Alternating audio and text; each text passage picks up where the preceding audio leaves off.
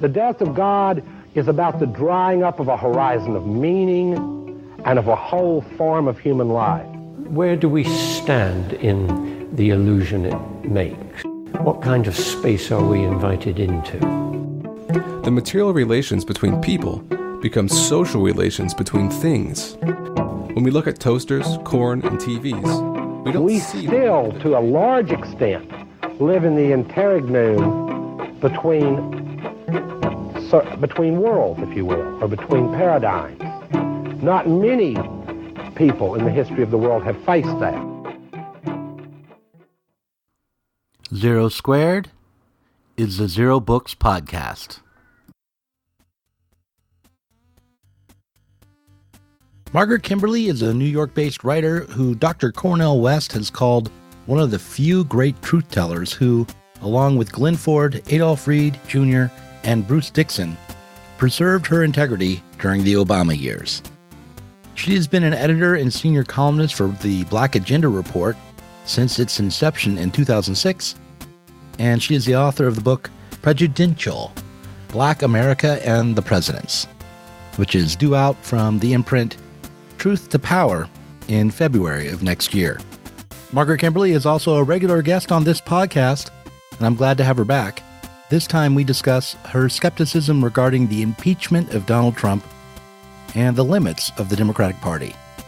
It's Monday, December 23rd, 2019, and I'm Douglas Lane, the host of this podcast and the publisher of Zero Books. This week's podcast is available in full for everyone, but our patrons get access to 2 podcasts every week, Pop the Left and Zero Squared. So if you're not already a patron, look us up on Patreon and help us out. It's the right thing to do as we come to the end of 2019. The music you're listening to right now is an 8-bit version of Do They Know It's Christmas? But in just a moment, you'll be listening to Margaret Kimberly and I discuss the failure of the impeachment of Donald Trump.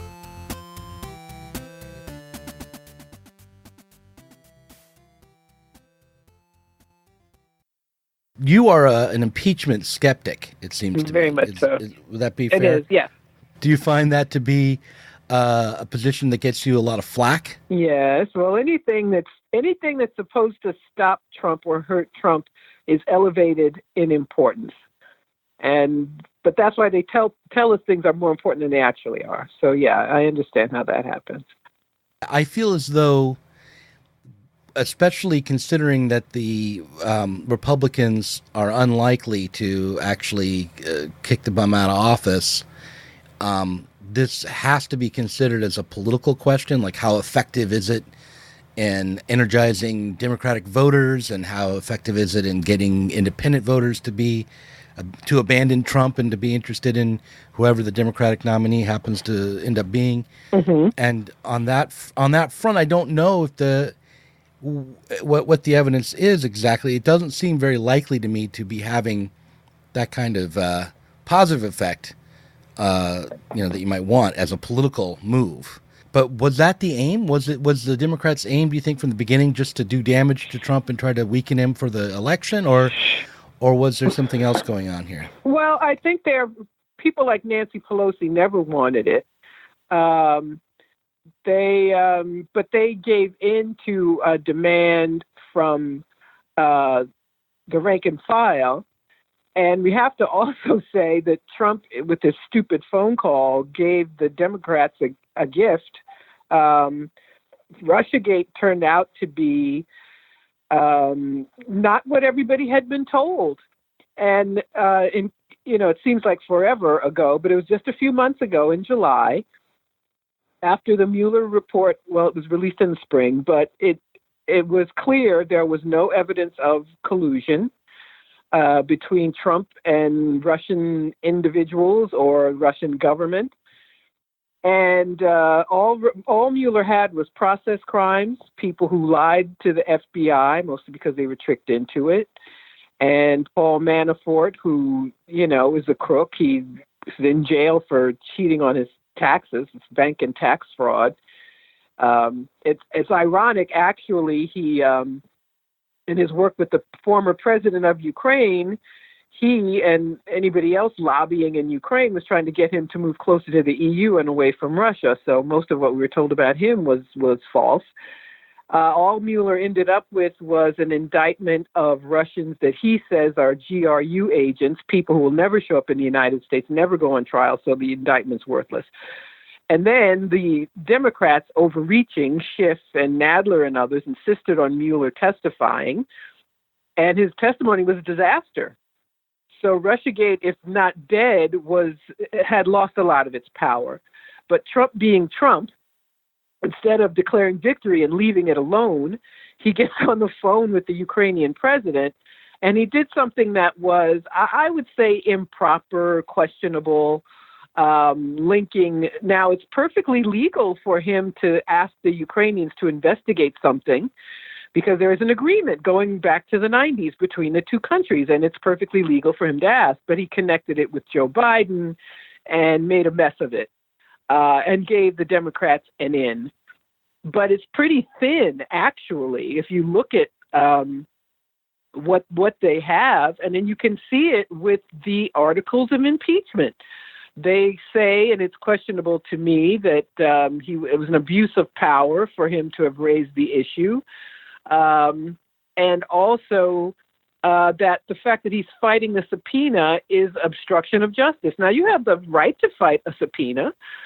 So there really isn't that much there. But I think people wanted it. Democrats wanted, the Democrats, Democratic leadership were feeling the pressure. And this, I think, is more a get out the vote effort. Now, the best way to get out the vote is to give people something they want. But that is off the table for the Democratic Party leadership. They don't want to give us anything we want. They're hoping to beat the Republicans by threading this needle of, saying Trump is bad over and over again, and doing a better job. I hope they're planning to do a better job with voter outreach, because that's what killed Hillary Clinton, the lack of a get out the vote effort in swing states. Only 78,000 votes, which, if you have $1 billion, you should be able to pull off. But at any rate, so that's where they are. There's this demand. I think there are Democrats like Schiff. I don't know why anybody is impressed with that guy. He's a grandstander, and he's not even very smart. He, the Mueller testimony was a complete debacle. It was only Trump's stupidity that gave him an in again. And now it seems pretty clear to me and other observers that Pelosi has made a deal with Mitch McConnell. They have restricted their investigation to these two questionable articles of impeachment. In return, there's not going to be a trial. The Republicans are not going to bring Joe Biden into it, who, despite the fact that he's clearly a train wreck, they still, a lot of them are still backing him. So, they get a little bit, so the Democrats look like they're fighting Trump. The Republicans go along but say, well, you can't do too much, and they agree. And look what's happened. The Democrats vote again to support Trump's defense spending, including this people make fun of and sneer at the Space Force. Well, the Democrats just supported it. They didn't fight for anything. The ban on transgender people being in the military, all these things they went along with. So I know it's allegedly has to be reapproved, the Patriot Act, but it keeps being reapproved, and I guess it'll go on and on and on forever. So they keep doing what the Republicans want them to do. So it's clear they're not a real opposition. And Ukrainegate is being used to give the impression that they are, and to resurrect what people had been whipped up into a frenzy about, which they would not have done if Trump were smarter. They wouldn't even have that. So you say that Trump was stupid to make that phone call. If it's true that he had the legal right to ask for an investigation, and it's also true, let's say, that he didn't really attach funding for the military aid, that he didn't attach military aid to his request directly, and maybe it was never attached. I'm not sure if that's all true. Then what was really stupid about that phone call? Just that it gave them an opportunity to trump up these allegations, or was there something improper there at the heart of that call? I mean, it's mostly optics to me. The fact that Joe Biden is going to run against him and he brings up Biden and this request to investigate something, that's problem. It's very problematic. I don't know if it's actually illegal, but it's just stupid. Just leave Biden's name out of it. And if Trump were smarter, he'd let Biden stay in. And then if Biden gets the nomination, then bring up the issue of the conflict of interest where he set up his son to be on the board of some Ukrainian gas company. Don't say anything about it. The other thing is Trump, there are many questionable things about, Russiagate orthodoxy, namely that the Russians hacked into the DNC servers. There's no evidence of that anybody hacked. Julian Assange has said he got a leak, and that's what WikiLeaks does. They get leaks, and he was physically given those documents. There are people who say they know the identity of the person who turned over the information to WikiLeaks. The only the firm hired by the Democrats, CrowdStrike, say that they have proof of a Russian hacking. There is no independent corroboration of it. And Mueller didn't even look into that. So rather than just stick with that, Trump goes off on this wild goose chase about servers that are possibly in the Ukraine. And, he's not even smart enough to stick with what would be a winning issue for him. And so he gives, and in doing so, he gives life to what should have been discredited by now. The whole Russiagate narrative should have been discredited, but it hasn't been because of Trump himself.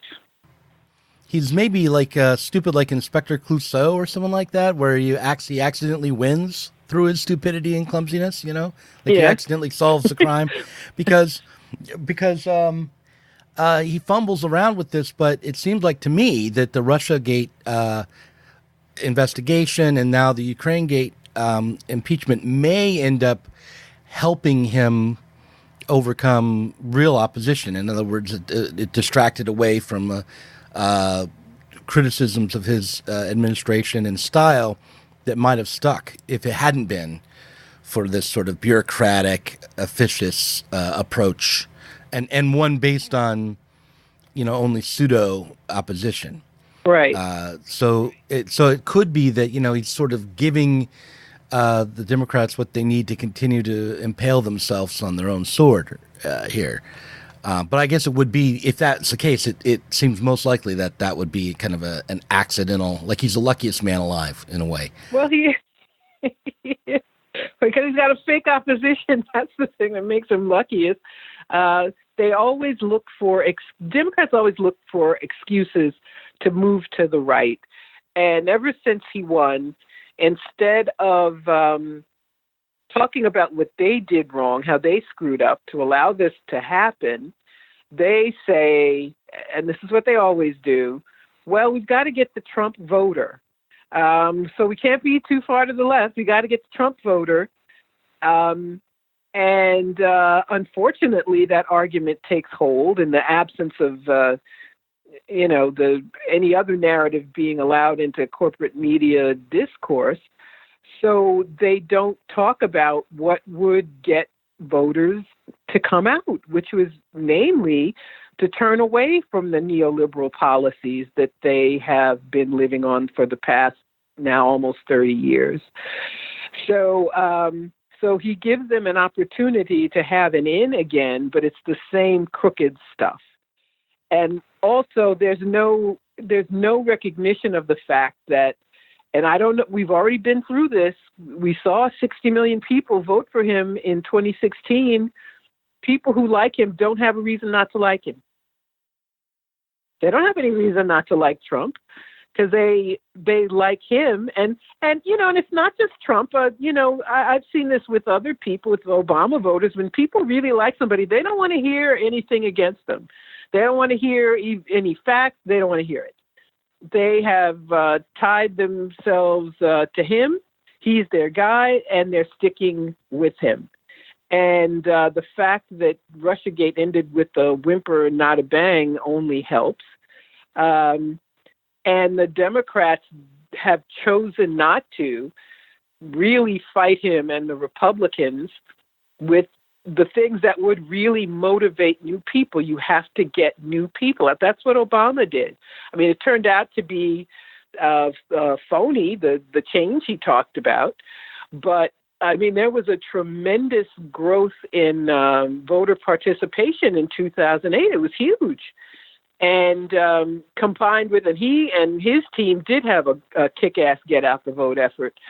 So that could be done again.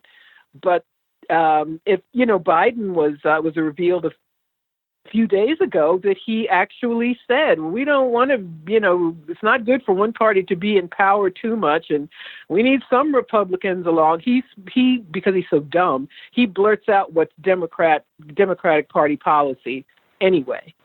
And so that's really where they stand. They really want to just cut deals with Republicans. They don't want to give us what we want, because the things we want endanger their relationship with corporate interests. People want Medicare for all. People don't love their health insurance. They are being scared out of it by the constant propaganda against Medicare for all and other things. How are you going to pay for that? And, you'd lose your insurance. It would be replaced with something that works better for you. So they muddy the waters and make people think they shouldn't have something that they really want and need. So, it's a very sad story. And so now we have Nancy Pelosi and the rest of them having made this deal with the Republicans after all this talk about impeachment. It's really, they've agreed to present something watered down, and the Republicans go with it, and they give Trump, what he wants, and but they promise not to touch Biden or bring up Biden and his son. And here we have a phony effort. He will not be. The Republicans have they don't have any incentive to remove him. Why would they? Their people like him. They're the ones, they got the point. They didn't think he was going to win either, but they know that those 60 million people are going to vote for him again. So they're not going to get rid of him. So, and the Democrats are being disingenuous. So here we are. So it sounds like what you're saying is that the Democrats know that this is a loser, this impeachment approach, and they're sort of just getting it over with, and cutting a deal to get out of the situation for themselves and protect their front runner. Right, and they can say, well, we impeached him, but the Republican-controlled Senate wouldn't remove him, so they get to say that they did it, and they can talk about all roads lead to Putin or whatever the hell is they're going to say. And most people, as you were just pointing out, don't want to hear anything that differs from that, because then you're a Trumpite, you're a Trumpin' left, or you're something if you even try to analyze this or question any of it. I don't want to, but I feel like I have to push back on one thing that you said, which is that the voters will come out if you give them what they want. Now, I know that's got to be true. It's almost an axiom, right? But on the other hand, we just had this fiasco in the UK, right? And Corbyn had probably the most progressive, agenda or manifesto for the Labour Party since the 30s or something. It was just everything in the kitchen sink approach. Every social program that he could move in, everything from protecting the NHS to free broadband for everyone to lowering the age that you could get your pensions, to on and on and on and on. It was just and in a lot of ways it was a very good, program or platform. I of course was supporting Corbyn, but it didn't work. I mean, they had a historic defeat. Right. And I worry that even a progressive like Sanders, if he gets the nomination, even someone who's coming to the American public with, welfare, not welfare, Medicare for all. Welfare state, the welfare state, you could say that, yeah. The welfare state, with the welfare state agenda, will not be able to get the excitement needed to get the independent voters out, that there isn't a love of social spending and state intervention, even in the working class, the way that you might expect there to be. Well, the thing with Corbyn, his problem was Brexit. And his problem was that a lot of labor constituencies, they voted to leave back in 2016. And I think they made a tactical error the last election, and he did much better than expected. And all along he said, we will stick with the result. And the people voted for Brexit, so we're going to leave. We're going to leave the EU. And this time they tried to have it both ways. They said, well, we're going to have a second referendum. And that made many labor voters angry. They're like, well, we already told you what we wanted. And they had a good point. I'm not going to, demean them completely. They're like, what, we're going to vote again until you get what you want? We told you what we wanted. And I think he should have gone. There's a left-wing argument for Brexit. The EU demands austerity.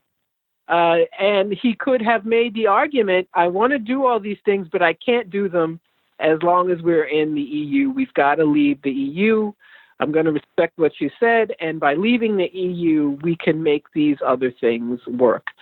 Now, he might have lost. It might have been closer. At one point, there were polls showing a hung parliament.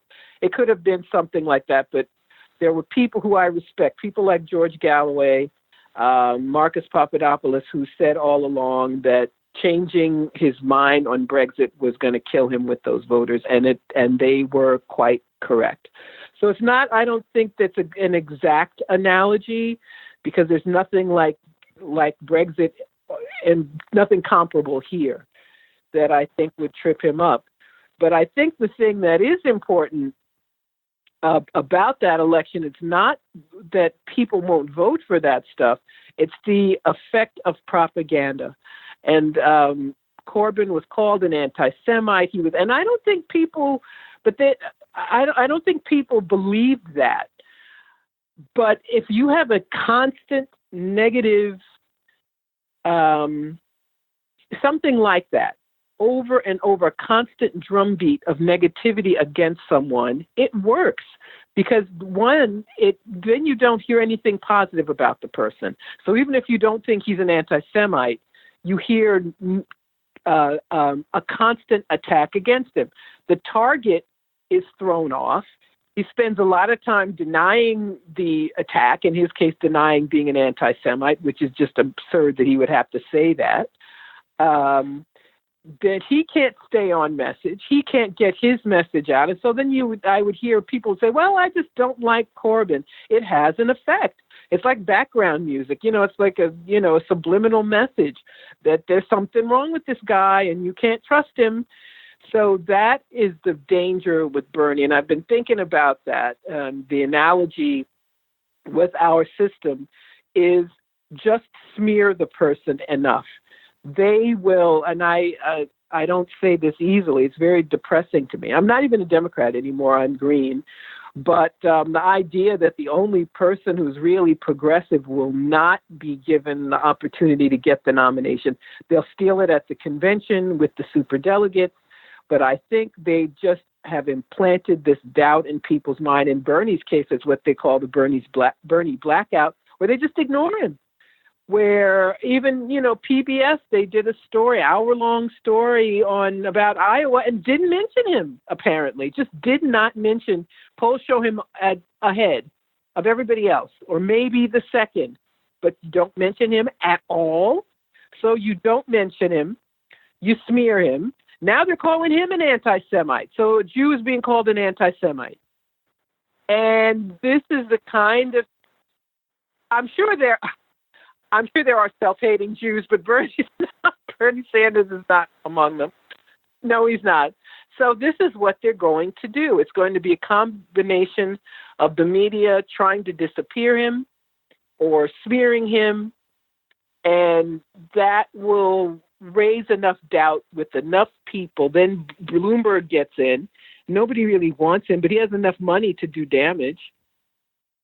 And well, I was glad for Bloomberg getting in the race because I thought that Bloomberg would split the vote, the centrist vote, that he would end up undermining Buttigieg and Biden, and that would help Sanders ultimately. That Bloomberg running would help Bernie Sanders win the nomination.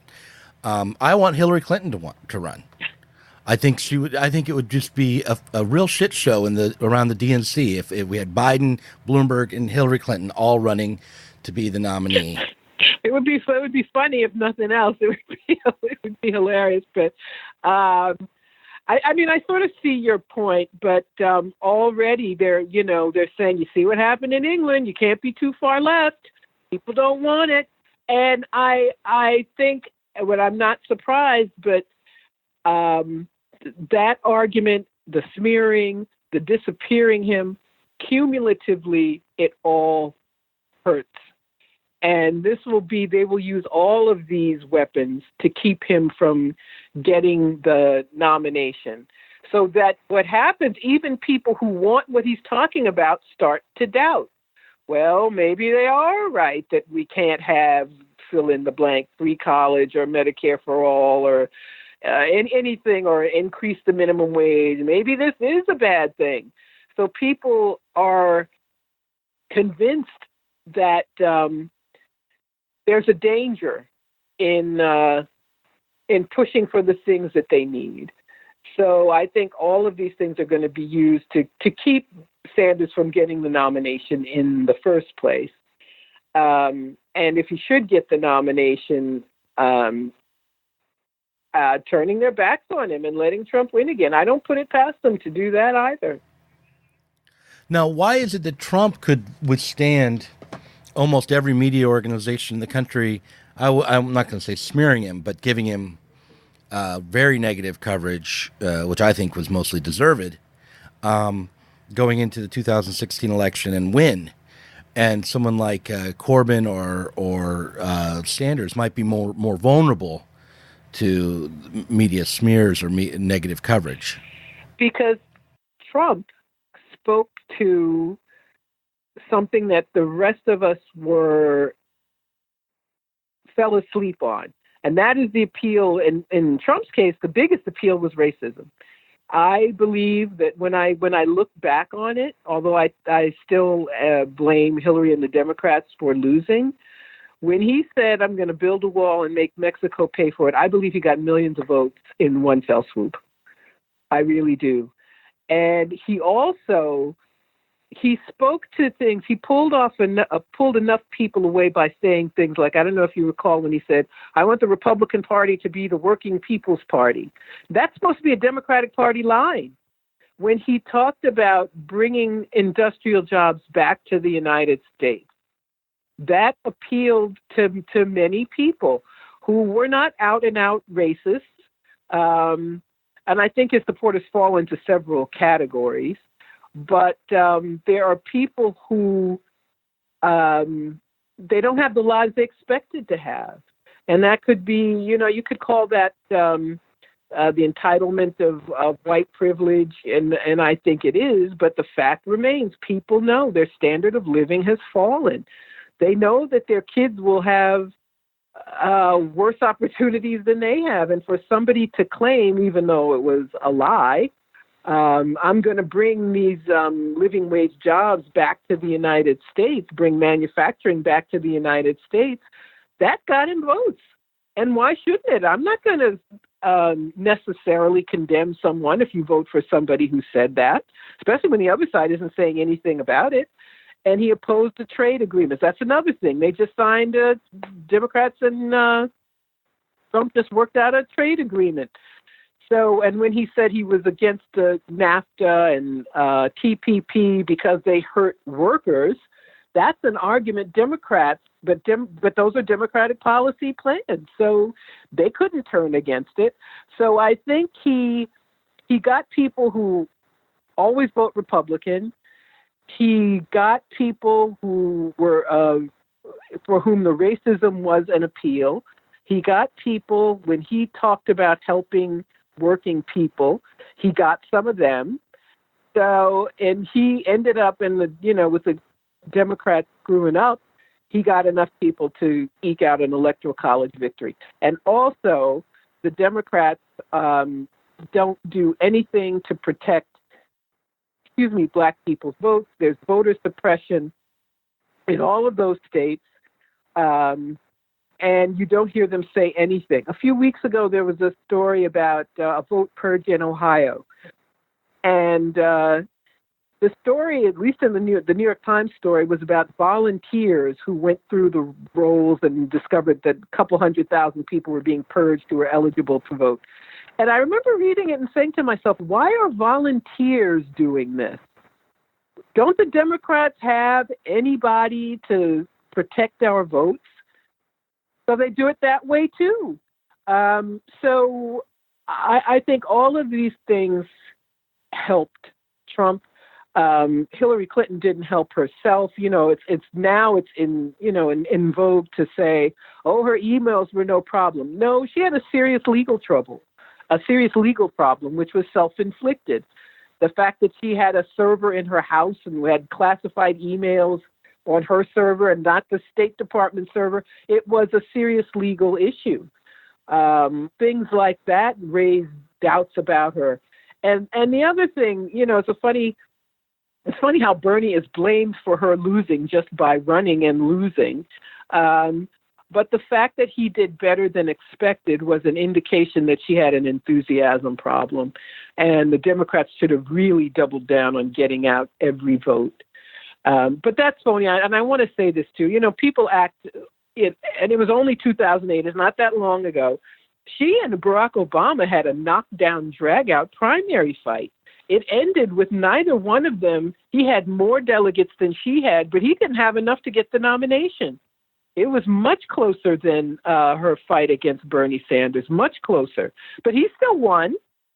So this argument that having opposition means that you can't win is just a lie. And it's another excuse meant to shut us up and to keep us from asking for anything progressive. Do you want Sanders to get the nomination this time around? I do. If I were still a Democrat, I still have issues. If you care about foreign policy and peace, you can't even back the Democrats anymore. But of the Democrats, he is the best one. And for these issues to be put back on the table, these are things that, starting with Reagan, the shift has moved so far to the right. Nowadays, Medicare and Medicaid could not be passed today. I'm convinced it couldn't be passed today.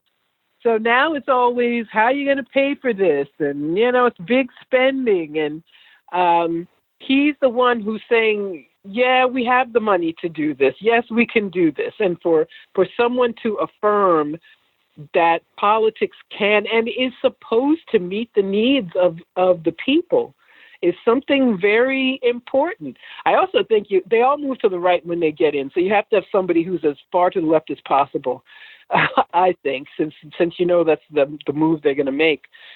But when I see how people are suffering, I guess the statistics of half of all jobs are low-wage jobs. And for the federal minimum wage to be like $8 or something crazy, even this $15 an hour they talk about is still not enough. No, but it's a good move. I think that would be a good thing for it to get through probably. And I know my own daughter got a job that's $15 an hour in Eugene, and she's like feeling like she's flush now because she's been working for 10 for a while, so it was a big jump. I guess my question now is, first of all, who is the Green Party candidate going to be? Do you know, or has it been decided who's going to be running? It's contested. And there are 4 or 5 people running, 2 who are considered the most serious, and the Greens will choose their candidate next July. It comes down to whoever Putin wants, right? Russian assets, of course. Right. And then the second question is, do you think that Sanders will get the nomination? Or do you think we're going to be, if not him, do you think, who will it be? It's not clear to me who it's going to be. They're going to cheat him out of it. And with all of the things that I've just talked about, they're going to make sure it's not him. But I can't tell who it will be. They're united in wanting to stop him, but I don't like Bloomberg. I don't think Bloomberg even wants it. His goal is to stop Bernie. I don't think he wants to be president. He wants to stop Bernie, but why? That doesn't make any sense to me. If he wants to stop Bernie, he should throw some money behind, I don't know, one of the candidates he thinks can get the nomination. He can't get the nomination. All he's doing is pulling votes away from people like him. I don't see why he thinks that this will stop Bernie. Well, What's I think his strategy his there? strategy is to not even enter the early states, these tiny states that decide for the rest of us who the president's going to be. But anyway, he'll come in later in New York and other places where he can use his money to get a lot of delegates, and then he can have a say at the convention. And whoever he's going to broker. That's my theory. He's going to be a broker. Yeah, he's going to try to broker the nomination at the convention. Yeah, or before. That seems. Yeah, and he can. Nobody says no to the rich guy either. So if he has enough support to muddy the waters, he can help choose the nominee. It's interesting to me that Biden is still. Some of them still want Biden. He is such a train wreck. He is dumb. I never thought he was like a great intellect, but he's much dumber than I thought. I see Trump. I'm sorry. I see Trump beating him in debates. And this story about his son in Ukraine is horrible. It's like, why would you want him to be your candidate? That's not a good story to have out there. I mean, they'll try to say it's all about fighting Russia. But one of the things we found out with Trump's victory is a lot of white Republican voters don't care about the things we were told they cared about. So, Hillary Clinton said, he's Putin's puppet and, and blah, blah, blah. They didn't give a shit. I'm sorry, care. I shouldn't curse, I know. I hope you can edit that out. They didn't give a hoot. But they didn't care. So I don't think, if the Democrats think that talking about Putin and talking about Ukraine and the truth of Ukraine is very damning, the United States helped overthrow. They chose side in Ukraine's internal divisions and backed the far right, some of whom are out-and-out neo-Nazis, to overthrow an elected president. And Ukraine is now a failed state with the Civil War, thanks to Barack Obama. But they turn, so you turn Putin into a demon. So it's only nerds like me and 10 other people who know anything about what I just said. And you just, Russia's evil, evil, evil. So that's what Biden will say. I was fighting Putin or, something like that. But the story of his drug addict son being given this $1 million job is not something you would want out there. And if, as I said before, if Trump had been smarter, he would have just said, all right, let him get the nomination. I'm going to spend time talking about that. So Biden is very right wing. He always was. That's one of the reasons Obama chose him, was to shore up people who had doubts about him. The right. Right now, yeah. Right wing. It's like he was Obama's Lieberman, basically. Yes, he was. Yeah. And so I don't know if he's going to get the nomination. I feel like when I first heard he was going on the No Malarkey tour. Yes, I know. I thought, oh my God. What is he? I mean, who's advising him? And then I thought, well, maybe he's just trying to shore up his Southern support with that kind of language, and maybe I'm out of touch. I don't know. It's like, the South is solidly Republican because. No, I'm just talking about for the nomination. Yeah. That means Democrats in the South are all black people, and there's nothing about no malarkey that attracts them. I think he's trying to, his whole thing. I'm Joe from Scranton. I'm from a hard scrabble working class place, and no malarkey kind of goes with that crazy image. And it's also him. He's not that swift, and so there's I don't know. It's funny. It's like I'm like, he's going for the 90-year-old vote. I'm like, come on, what really? So I know he's 80 years old or close to it, but yeah, that's true. Okay, so that's the other thing is if he gets it's weird that the two top contenders for the nomination, I think, are both nearly 80 years old. Yes, that is a strange situation. Yeah, it is. I like Bernie, and I actually want him to be president. I don't think. And I'll bring this up in a moment. I don't think he'll necessarily have a lot of success as president, but I would like him to be there. But I think that why is it that in all the years that Bernie's been in politics, he hasn't had anyone come along to be kind of his pupil and to why hasn't he been grooming his replacement? Well, all this time? The Democrats have really silenced the left voices. There were always a few leftists in Congress. You had Wellstone, and he, died tragically. In the House, you had people like Dennis Kucinich. There was always a reservoir of people, but the Democrats got rid of them.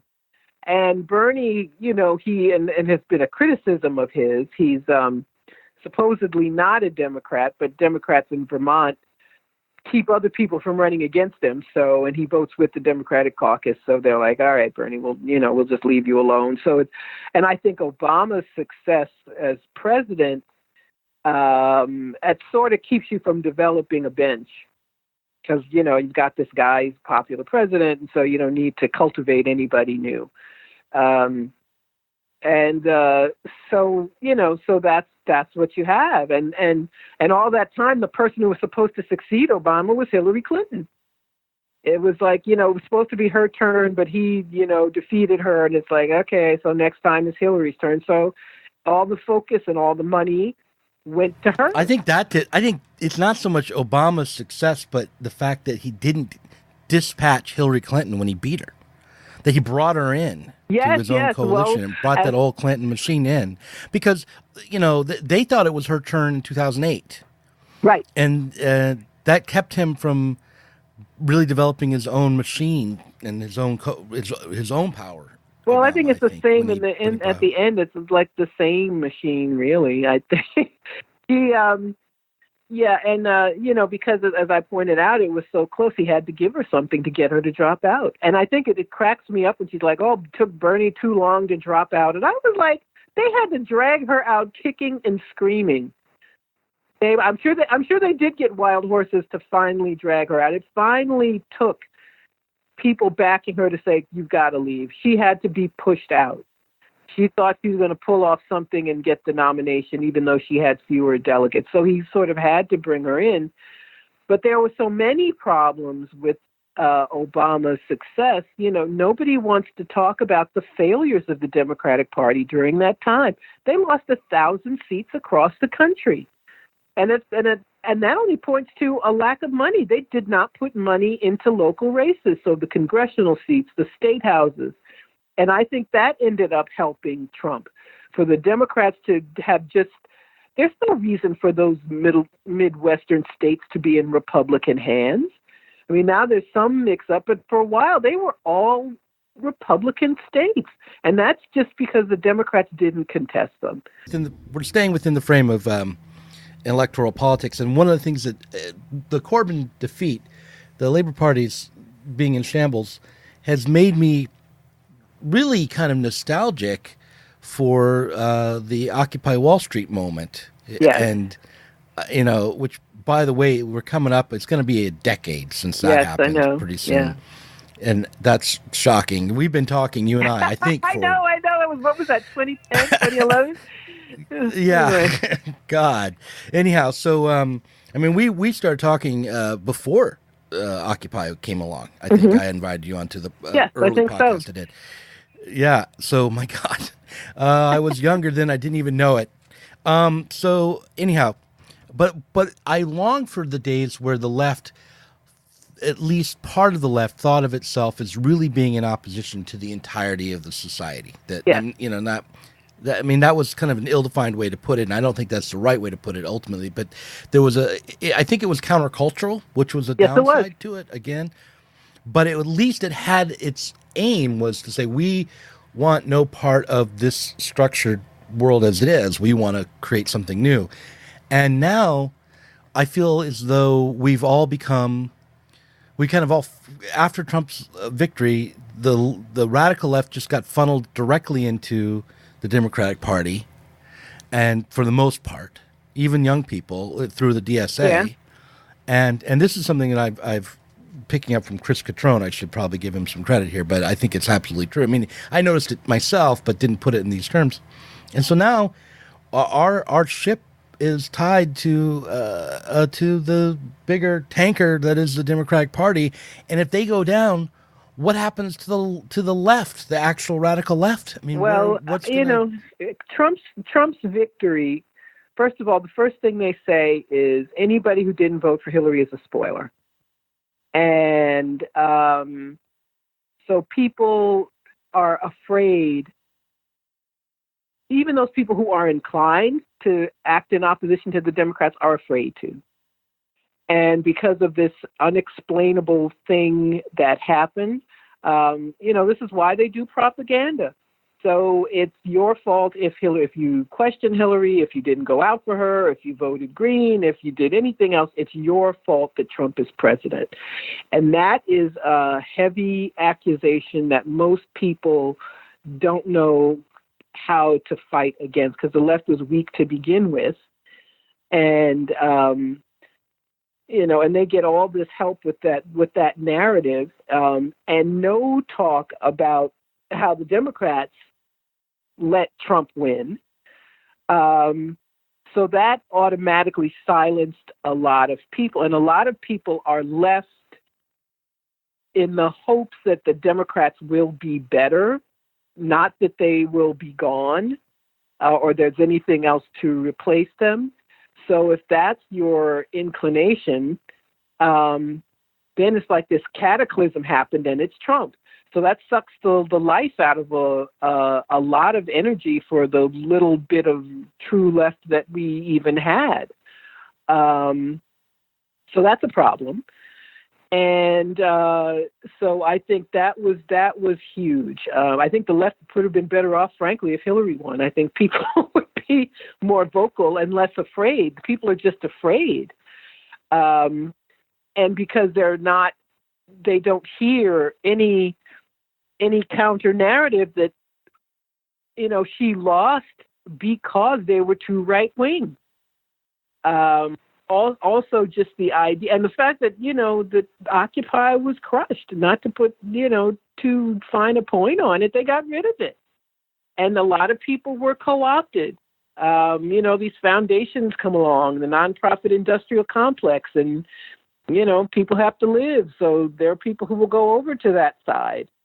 And in the absence of a coherent argument that we must have something completely different, that we must build a left movement that can partly electoral politics, but partly movement politics, so that people now see being part of a movement as demonstrating on behalf of Jeff Sessions.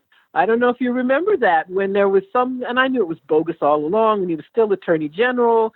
There was something, Trump was going to get rid of him, and by doing so, he was going to get out of Russiagate, and I don't even remember the details. But people who call themselves progressives were demonstrating on behalf of Jeff Sessions remaining Attorney General. That's how bad it became. And that's what happens in the absence of anyone advocating for the left. And that means advocating against the Democratic Party. I think that's the other thing that we need to be clear about. They are the problem. And we cannot have the world we need as long as they are in power. Yeah, I mean, if the left ultimately, like the radical left, the people who say, like, have an analysis of capitalism and want to get beyond it, maybe they're anarchists, maybe they're Marxists, like I try to be, maybe they're ecologically minded and want to have a more sustainable world. But if they cannot bring their project together as its own project, apart from the Democratic Party, if all of this, that all the left noise that gets made is all it's aimed at is getting more people to vote for Joe Biden, then we're lost. We're never ever going to develop past this deadlock that we're in right now. The other thing I can't help but think about is 2004 and John Kerry. Do you remember how, and how I felt after he lost? But I mean, I despised, of course, George W. Bush, Jr. I absolutely, though, despised Al Gore and Bill Clinton as well, right? And I didn't ever vote for Clinton. I saw him as because here's just my little background. The original invasion of Iraq, the Gulf War, was definitive for me, and the fact that Bill Clinton didn't come out and say he opposed it when he ran, and meant to me that I couldn't vote for him. That he would have done, if he would have done the same thing, I couldn't vote for him. There was no difference between these two as far as I was concerned, and that was what I was most concerned about then. So anyway, flash forward to 2004. I don't like John Kerry. I don't think he's good enough either. He's not even talking about really getting us out of Iraq in any serious way, right? I mean, but I voted for him, and I even campaigned for him a little in my way, right, on social media and stuff. I advocated that people vote for him because I wanted to get rid of this greater evil, George W. Bush. And he lost, And I thought to myself, if I'm going to struggle and lose, I want to struggle and lose for something I actually believe in. Sure. Well, that's the situation we're in, where the Democrats don't even bother. One of the things that makes me so angry when they get mad at, they target people who don't vote for them.